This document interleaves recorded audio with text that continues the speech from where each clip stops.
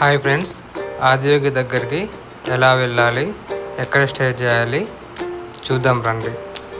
హైదరాబాద్, విజయవాడ, విశాఖపట్నం, తిరుపతి ఈ లొకేషన్స్ నుంచి కోయంబత్తూర్కి రెగ్యులర్గా ట్రైన్స్ ఉన్నాయి, ఫ్లైట్స్ కూడా ఉన్నాయి.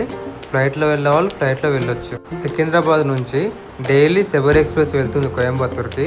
ఈ టికెట్ ప్రైస్ వచ్చేసి 525 rupees sleeper. 19 hours journey. Afternoon 12 o'clock start అవుతే నెక్స్ట్ డే మార్నింగ్ 8 o'clock కోయంబత్తూర్లో డ్రాప్ చేస్తుంది. కోయంబత్తూర్ రైల్వే స్టేషన్ నుంచి బస్ స్టాప్కి దగ్గరే ఉంటుంది. బస్ స్టాప్కి వెళ్ళిపోయి ఒక రూమ్ తీసుకోండి. ఫ్రెషప్ అయ్యి బస్ స్టాప్కి వచ్చేసి 14D బస్సు వెళ్తుంది. ఈషా ఫౌండేషన్కి 40 రూపీస్ ఛార్జ్ ఉంటుంది. 30 kilometers ఉంటుంది. బస్ స్టాప్ నుంచి ఈషా ఫౌండేషన్ వెళ్ళే దారి చాలా బాగుంటుంది. చూడండి, ఇది ఎంట్రన్స్ ఆదియోగి స్టాచ్యూకి. ఫైనల్లీ లోపలికి ఎంటర్ అయిపోయినాము. అదిగోండి స్టాచ్యూ కనిపిస్తుంది. బస్సులు ఇక్కడ దాకా వచ్చేస్తాయి, ఇక్కడే లాస్ట్. అటు ఇటు మనకి ఇక్కడ ఇదిగోండి దుకాణాలు ఉంటాయి. కూల్ డ్రింక్స్, వాటర్ బాటిల్స్ ఏమైనా తినడానికి కొనుక్కోవాలన్నా కొనుక్కొని తినచ్చు. ఇదిగోండి చాలా విశాలమైన ప్రదేశము, చాలా ప్రశాంతంగా ఉంటుంది. అదిగోండి పెద్ద పెద్ద కొండలు. ఈ కొండలన్నీ మంచుతో కప్పబడి ఉంటాయి. చూడండి, మనకు అనిపిస్తుంది వ్యూ చాలా బాగుంటుంది.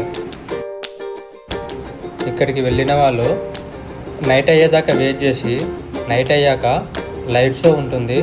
ఆ లైట్ షో చూస్తే చాలా అద్భుతంగా ఉంటుంది. చాలా అంటే చాలా బాగుంటుంది. ఒకసారి చూపిస్తాను, చూడండి.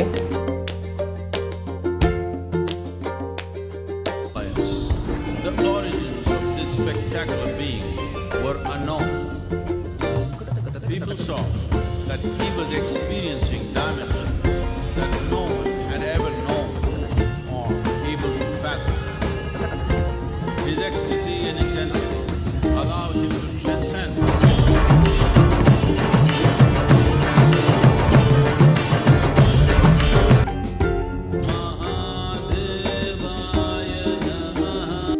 స్టాచ్యూ నుంచి వెనకాల సైడ్ వెళ్తే 1 kilometer దూరంలో ధ్యానలింగం ఉంటుంది. ఇదిగోండి, ఈ ఎడ్ల బండ్ల మీద వెళ్ళొచ్చు. 10 రూపీస్ ఛార్జ్ చేస్తారు. ఈ బండి కూడా వెళ్తుంది, ఇది కూడా 10 రూపీసే.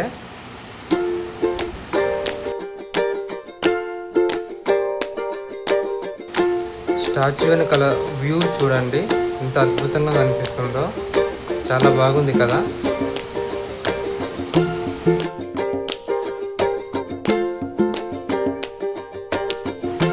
ఇదిగోండి, ఇదే మార్గము, ధ్యానలింగానికి వెళ్ళే మార్గం ఇది.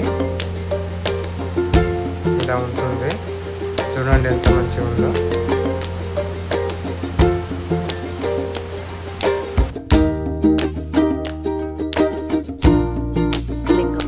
ఎందరో ఆత్మజ్ఞానుల ఆకాంక్ష. ఇది ప్రపంచంలోని అతిపెద్ద పాదరస ఆధారిత సజీవ లింగం. సద్గురుచే ప్రాణ ప్రతిష్ఠ ద్వారా ప్రతిష్ఠీకరించబడిన ఈ లింగంలో 7 చక్రాలు అత్యున్నత స్థాయిలో శక్తీకరింపబడి ఉన్నాయి. మళ్ళీ ఇక్కడ నుంచే కోయంబత్తూర్కి బస్సులు ఉంటాయి. రిటర్న్ వెళ్ళిపోవాలి.